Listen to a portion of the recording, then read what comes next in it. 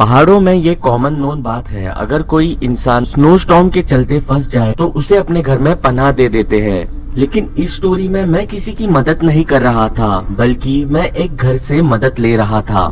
एक वीकेंड को मैं हंटिंग के लिए निकला था। वो एक सनी हॉट दिन था, लेकिन शाम होते ही काले बादलों ने रुक लिया।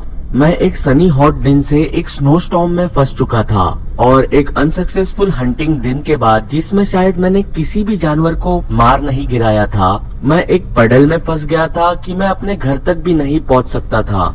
इस स्नो स्टॉर्म को देखकर मुझे पता चल गया था कि मुझे किसी के घर में रहने के लिए मदद मांगनी होगी। मुझे एक कैबिन दिखा जो झाड़ियों के सर्कल के बीच में था। उस घर की लाइट्स ऑफ थी, लेकिन मुझे मदद तो मांगनी थी, तो मैंने उस घर के दरवाजे पर नॉक किया। कोई जवाब नहीं आया, लेकिन दरवाजे के नजदीक से मुझे फुटस्टेप्स की आवाजें सुनाई दे रही थी। वो फुटस्टेप्स दरवाजे के पास आ रही थी। मैं एक्सपेक्ट कर रहा था कि दरवाजा खुलेगा, लेकिन ऐसा नहीं हुआ। मैंने चिल्लाते हुए कहा कि आई एम लॉस्ट, मुझे मदद की जरूरत है। दरवाजा आधा खुला और मैंने घर के अंदर से आवाज सुनी, अंदर आ जाओ, अपने जूते घर के बाहर ही रखना। मैं थोड़ी देर के लिए वहीं पे खड़ा रहा, ये एक्सपेक्ट करते हुए कि दरवाजा पूरी तरह खुलेगा और जो इंसान मुझसे बात कर रहा है वो मुझे ठीक से ग्रीट करेगा, जैसे कोई भी करता। लेकिन वैसा नहीं हुआ। तो मैंने दरवाजा पुश किया और मैं उस डार्क केबिन के अंदर घुस गया। रूम में बस 2 कैंडल जल रही थी। उस कैंडल्स की लाइट की वजह से मुझे बस काउच दिखाई दे सकता था। उस इंसान ने मुझे काउच पर ही सोने के लिए कहा। अगर उस इंसान की बात करूं जिसने मुझसे बात की थी, उसकी बस मुझे रूम के कोने में परछाई ही दिखाई दे रही थी।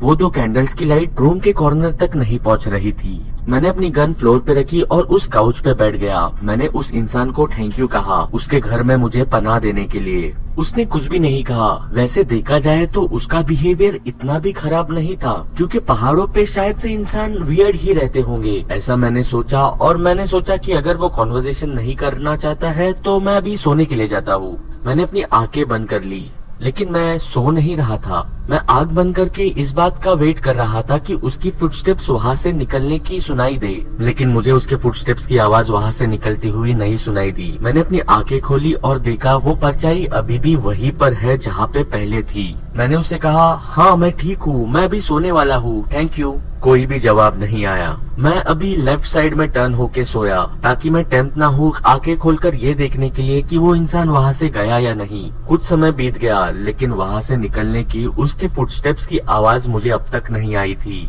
मुझे क्यूरियोसिटी खा रही थी। मैंने फिर से अपनी आंखें खोली और उस डायरेक्शन में देखा जहाँ पे वो खड़ा था। इस बार उसकी परछाई नजदीक आ चुकी थी। इनफैक्ट इतनी नजदीक आ चुकी थी कि कैंडल लाइट्स की वजह से उसका चेहरा भी एक्सपोज हो गया था। And I swear to God, वो एक काफी भयानक चेहरा था।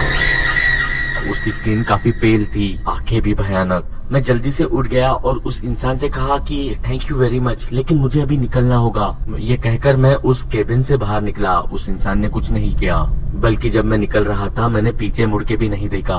मैं आगे बढ़ा तो मुझे एक और केबिन दिखाई दिया। उस केबिन पे नॉक करने पर मुझे एक बूढ़ी औरत और आदमी ने ग्रीट किया। ये लोग काफी वेलकमिंग थे। उन्होंने मुझे गर्म चाय भी दी। मैंने उन्हें अपनी कहानी बताई जो अभी मेरे साथ उस केबिन में घटी थी। उन दोनों ने भी एक दूसरे की तरफ कंफ्यूज एक्सप्रेशन के साथ देखा।